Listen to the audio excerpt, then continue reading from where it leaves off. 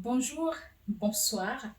Ça dépend de l'heure à laquelle vous me recevez chez vous. J'espère que vous allez bien. Quant à moi, je me porte à merveille. Aujourd'hui, nous allons débattre encore sur le sujet des violences conjugales. Vous vous souvenez, la semaine dernière, j'ai parlé d'une émission où je sensibilisais sur les violences conjugales. Et là encore, nous avons reçu un autre vécu d'une jeune dame âgée de 28 ans qui nous a écrit pour parler de son vécu. Cette dernière, elle a perdu sa mère sous les coups de violence conjugale. Cette dernière nous écrit parce qu'elle veut aussi sensibiliser aux tontons, aux tatas, aux parents par rapport à la violence conjugale, parce qu'elle l'a vécu. Elle a grandi dans cette maison où il y avait violence tous les jours, que ce soit verbal ou physique. Elle a perdu sa mère, elle avait 12 ans. Son père était quelqu'un de très violent. Elle me dit, je n'ai jamais raconté cette histoire à personne. Je me suis renfermée sur moi-même. Quand j'ai vu votre émission, je ne sais pas, j'ai eu comme une envie de me confier et de me libérer enfin. Parce que je souffre. Et cette histoire me détruit de l'intérieur parce que je suis restée traumatisée. Aujourd'hui, je n'ai plus de mère. J'ai perdu ma mère sous les coups de la violence conjugale causée par mon père. Que je n'ai plus de contact d'ailleurs. J'ai coupé les ponts avec mon père. Cette dernière va vivre l'enfer. Quand elle était petite, dans la maison de ses parents, sa mère qui était une femme au foyer, qui s'occupait de son foyer, de sa famille, c'était l'homme qui ramenait à manger à la maison parce que c'était lui le chef de famille, c'était lui qui travaillait. Ce dernier va rentrer un jour,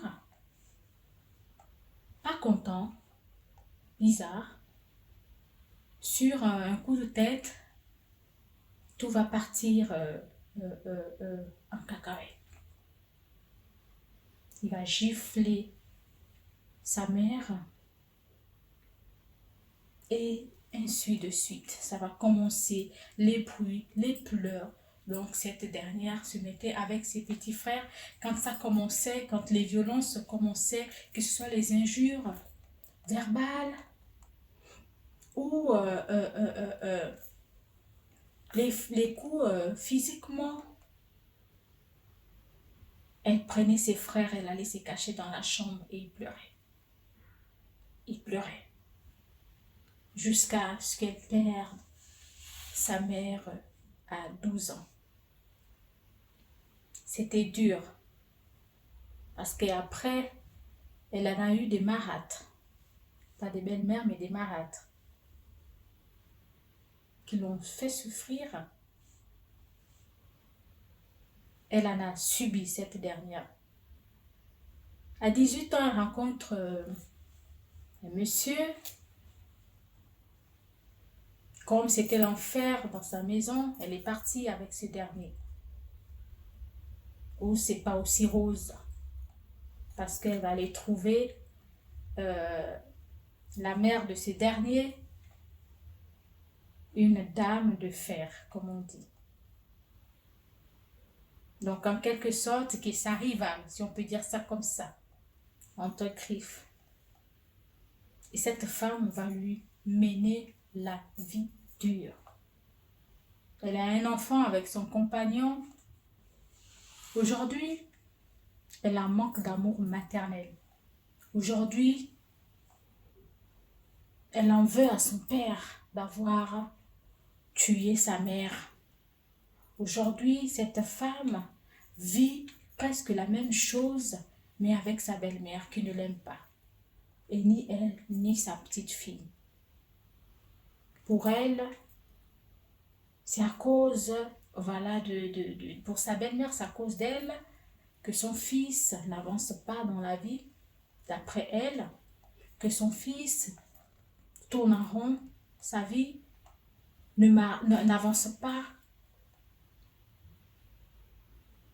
Et c'est elle qui subit ces moqueries, ces insultes. Elle ne peut rien puisqu'elle vit dans la maison, dans le terrain familial avec ses beaux-parents. Puisque son compagnon n'a pas un travail décent qui peut les permettre d'aller louer et vivre voilà, leur vie comme un couple normal. Le compagnon, ça va, mais c'est la belle famille, la belle-mère qui est un problème, qui ne veut pas la voir. Et elle se dit aujourd'hui, si j'avais ma mère, si ma mère était encore en vie, est-ce que j'allais subir tout ça? Je n'ai pas reçu d'amour maternel. Je vis en cet homme qui m'a appris et qui m'a aimé, où j'ai fui ma maison, celle de mes parents, parce que ma rate me maltraitait, me frappait. J'étais la seule à faire tous les travaux ménagers à la maison. J'étais devenue la petite Maïmouna, la ménagère. Je faisais tout. Et si je ne faisais pas, comme elle me disait, je ne mangeais pas. Elle me punissait, elle me frappait. Je me suis jetée sans réfléchir dans les bras d'un homme pour pouvoir fuir ce calvaire. Mais je retrouvais une belle-mère dure, mauvaise et méchante, qui parle de ma mère comme si elle la connaissait. Je ne peux pas retourner chez mon père parce que je ne parle plus avec lui. Il a arraché le seul être que j'avais et je pouvais parler de tous mes problèmes, de toutes mes souffrances. Il m'a arraché cette personne qui pouvait encore me conseiller. Aujourd'hui, je subis toute cette maltraitance encore chez ma belle-mère parce que je n'ai plus de mère. Et donc, le message qu'elle veut passer ici, elle a besoin de vous. Elle s'est libérée aujourd'hui parce qu'elle a pris conscience que ça ne peut plus durer. Elle a 28 ans aujourd'hui, mais sa vie est gâchée. Elle a 28 ans aujourd'hui, mais ce n'est pas une mère épanouie. Elle a une fille, mais ce n'est pas une mère épanouie. Elle reste chez ce monsieur parce que encore ce monsieur, malgré tout ce qu'elle subit avec sa belle-mère, l'aime, d'après elle.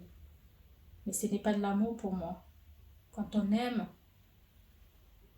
on ne cherche pas à vivre ou bien à rester chez sa famille avec la personne qu'on aime. On essaie de faire le possible pour pouvoir quitter, au moins même trouver un studio pour pouvoir vivre.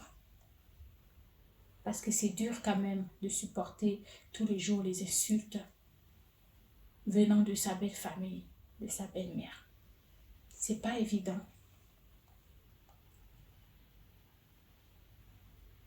Donc, je reviens vers vous, parler de cette histoire. Cette fille a besoin de nous, elle souffre, elle veut être libre, elle veut guérir, elle veut essayer de pardonner à son père, mais elle n'arrive pas. Elle n'arrive pas.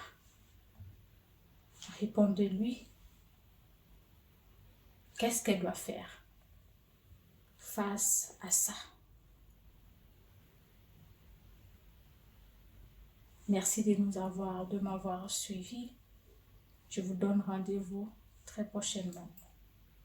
Et si vous avez des histoires vécues, des témoignages, n'hésitez pas à nous contacter.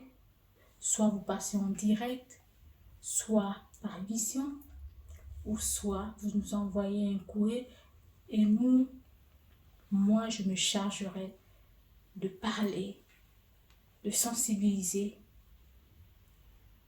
et vous de répondre et surtout de partager pour sauver des vies, pour aider toutes ces personnes en souffrance. Merci de m'avoir suivi. Je vous donne rendez-vous très bientôt. Bye bye.